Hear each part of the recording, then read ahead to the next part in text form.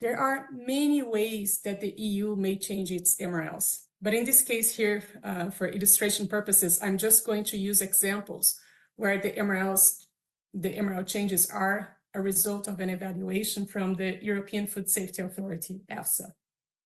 So EFSA finalizes its scientific evaluation, then that information goes to the European Commission, where a draft regulation is prepared and presented for an opinion at the Standing Committee on Plants, Animals, Foods, and Feed.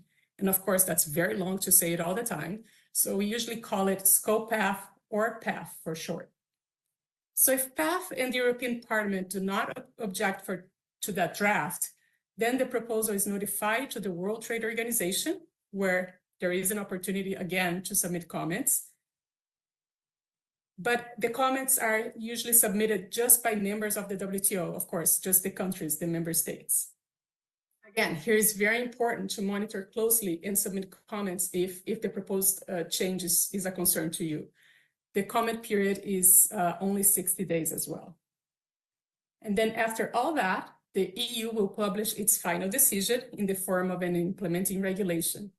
And often there is a transition time of 6 months between the final decision and the new effective date for the MRL.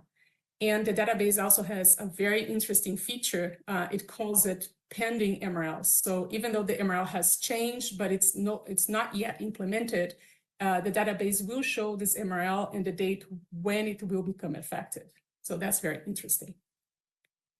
The EU has been a challenging market for many exporters because the EU uses a different methodology to evaluate pesticide risk, which leads to the use restriction of many pesticides within the EU. And once the use has been canceled to use within the European Union, often their corresponding MRLs are also restricted.